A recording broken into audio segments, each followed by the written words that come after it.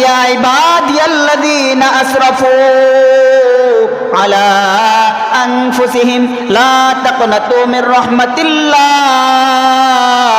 ইন্নাল্লাহা ইয়াগফিরুয যুনুবা জামিআ ইন্নাহু হুয়াল গফুরুর রহিম। আল্লাহ পাক রব্বুল আলামিন বান্দাদেরকে ডেকে বলেন, ও আমার বান্দারা, কুল ইয়া ইবাদিয়াল্লাযীনা আসরাফু আলা আনফুসিহিম, গুনাহ করেছো, জিনা করেছো, চুরি করেছো, ঘুষ খেয়েছো, সুদ খেয়েছো, ডাকাতি করেছো, জুলুম করেছো, অন্যায় করেছো, মিথ্যা বলেছো, অনেক ধরনের অপবাদ করেছো, অনেক ধরনের অপরাধ করেছো, অনেক ধরনের নাফরমানি করেছো। এরপর আল্লাহ পাক রব্বুল আলামিন বান্দাদেরকে ডাকেন নাই, এ আমার গুনাহগার বান্দা দিকে আয়। আল্লাহ তাআলা ডাকেন নাই, ও সুদ করে দিকে আয়। আল্লাহ তাআলা ডাকেন নাই, ঘুষ করে দিকে আয়। অথচ দুনিয়ার ভিতরে দেখেন, আমরা যদি কেউ দুনিয়ার বুকে চুরি করি তাহলে সমাজের মানুষ আমাদেরকে চোর বলিয়া ডাকে। আমরা যদি কেউ ডাকাতি করি, ডাকাত বলিয়া ডাকে। যদি জুলুম করি, জালেম বলিয়া ডাকে। অথচ আল্লাহ পাক রব্বুল আলামিন কত মায়ার সুরে বলতেছেন, কুল ইয়া ইবাদিয়াল্লাযীনা আসরাফু আলা আনফুসিহিম লা তাকনাতু মির রাহমাতিল্লাহ।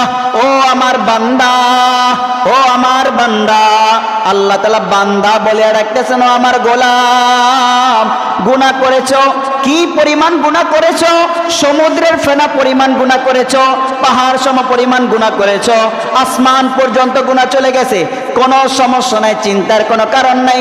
লা তাকনাতু মির রাহমাতিল্লাহ, শুধুমাত্র তোমার গুনার দিকে তুমি স্মরণ করো, কি পরিমাণ গুনাহ করেছো। এরপরে আমি আল্লাহর রহমতের দিকে তাকাও, আমি আল্লাহর প্রতি ভয় ঢুকাও, আমি আল্লাহর জাহান্নামের প্রতি তাকাও। এরপরে নিজের ভিতরে ভয় ঢুকাইয়া দাও। আহারে আল্লাহ যদি আমার ধরে আমি কি জবাব দেব? আহারে আল্লাহ যদি আমার ধরে আমি কিভাবে পার পাবো? এইভাবে হৃদয়ের মধ্যে ভয় ঢুকাও। এরপরে বলেন, লা তাকনাতু মির রাহমাতিল্লাহ, আমার রহমত থেকে নৈরাশ হও না। জেনে রাখো, তোমার এই গুনাহ থেকে আমার রহমত অনেক বেশি, অনেক বেশি, অনেক বেশি। যদি গুনার কথা স্মরণ করিয়া, আমার আযাবের কথা স্মরণ করিয়া যদি আমি আল্লাহর কাছে বলো, রব্বি গফিরলি ওয়ারহামনি, রব্বি গফিরলি ওয়ারহামনি, হে আল্লাহ আমার গুনাহগুলোকে ক্ষমা করে দাও, হে আল্লাহ তুমি আমাকে মাফ করে দাও, হে আল্লাহ তুমি আমার উপরে রহম করো। যদি আমি আল্লাহর কাছে এইভাবে বলতে পারো, তাহলে আল্লাহ পাক রব্বুল আলামিন বলেন, আমি শুধুমাত্র গুনাহ ক্ষমা করবই না, বরং তোমার জিন্দেগির সকল গুনাহগুলোকে ক্ষমা করে দেব।